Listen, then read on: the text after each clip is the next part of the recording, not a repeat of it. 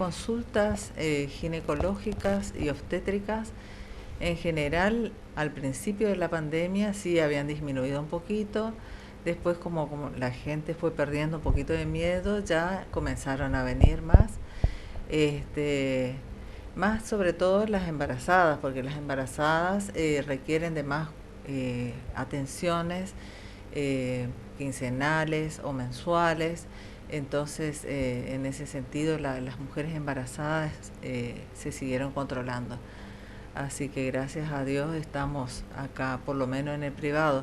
En el hospital sí han disminuido un poco más al principio y ahora ya estamos casi normalmente atendiendo. Con respecto a las tres ramas, digamos, que vos desarrollás, ¿cuál es la más consultada y cuál es la pregunta por ahí más frecuente que te suelen hacer? Y bueno, dentro de ginecología y obstetricia, lo que más acuden a la consulta son las obstétricas, es decir, las embarazadas, y la pregunta más frecuente son los atrasos menstruales y saber si realmente tienen un embarazo o no. Esa es una de las consultas más habituales. Con respecto a la ginecología, las consultas más habituales son con respecto al ciclo menstrual, a la primera menstruación, a la última menstruación y algunas patologías ginecológicas. En general, de las dos ramas consultan por diferentes temas, pero básicamente son esas las preguntas más habituales. Y con respecto a lo que mencionaba sobre el tema del proceso, digamos, de venir a una consulta para saber cómo, si estoy embarazado o no, cuáles son los recaudos que hay que tomar, cuáles son los procesos en base, digamos, a lo que tiene que ver los estudios que hay que hacerse para tener en cuenta si uno está embarazado o no. En principio, la mujer que viene con un atraso menstrual se le pide una serie de análisis. Se le pide análisis de sangre, análisis de orina y bueno, y también después de las 5 semanas de atraso menstrual también se las puede ver con el ecógrafo, así que por ahí en la primera consulta, si ya tienen más de 5 semanas, ya pueden estar sabiendo si tienen la bolsita del embarazo, es decir, a veces no se ve el embrión, pero sí ya se ve la bolsita, que eso lo hago con mi ecógrafo y bueno, en forma paralela ya les voy pidiendo los estudios complementarios. También se indica una serie de tratamientos como ser ácido fólico para prevención de malformaciones fetales y vitaminas si le hace falta, y hierro y demás cosas. ¿Y cuál es la efectividad que tendría, por ejemplo, ir a una farmacia y comprarse un test de embarazo?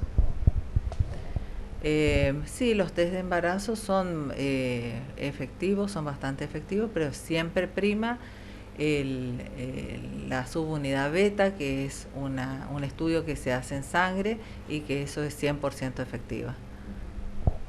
A veces, y bueno, y hablando también de lo que tiene que ver el retraso menstrual, muchas veces en las mujeres, no solamente deviene de un atraso, digamos, por haber tenido relaciones, sino que se puede llegar a dar por otras cuestiones. Sí, sí, los atrasos menstruales no siempre significa es igual a embarazo, o sea, muchas veces hay que estudiarla a la paciente para ver si tiene otro tipo de patología.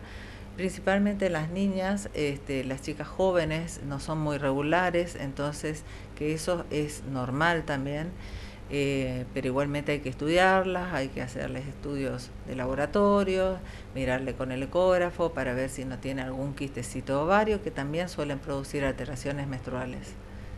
Y con respecto a las enfermedades de transmisión sexual, eh, desde su punto de vista, digamos, usted aconseja distintos tipos de métodos, cuáles son los métodos y si también dentro de estas consultas se solicitan, digamos, algún consejo también por parte de la vista profesional. Yo básicamente a mis pacientes les indico anticonceptivos del tipo que quieran, orales, inyectables. Hay también anticonceptivos como se usa el DIU o el SIU, pero siempre con el cuidado preservativos, es decir, métodos de barrera para evitar ese tipo de enfermedad de transmisión sexual. Siempre es el anticonceptivo más el método de barrera. Así, de esa forma estamos seguros de las dos partes, de que no haya ninguna concepción y que tampoco no haya una enfermedad de transmisión sexual. ¿Cuál es el vínculo, y esto ya de manera más personal, usted como en su trayectoria, el vínculo por ahí que genera con los pacientes? Por ahí a veces se da que vienen más de seguido, por ahí se corta, a veces por miedo con distintas consultas. En general, gracias a Dios y a la Virgen, tengo pacientes que creo que confían en mí, son pacientes que me siguen, tengo pacientes hace años que me ven y bueno, tratamos de formar un vínculo en donde haya confianza sobre todas las cosas, porque no solo se trata de darle una buena medicación, sino que tratarlas bien y darle toda la confianza a la paciente y responderle todos los problemas que ella tenga. Y para ir cerrando, ¿cuál es por ahí el consejo que le da a una mujer o quizás alguien que todavía no ha tenido la posibilidad de acceder a una consulta ginecológica? ¿Con qué periodicidad hay que acudir anualmente o semestralmente?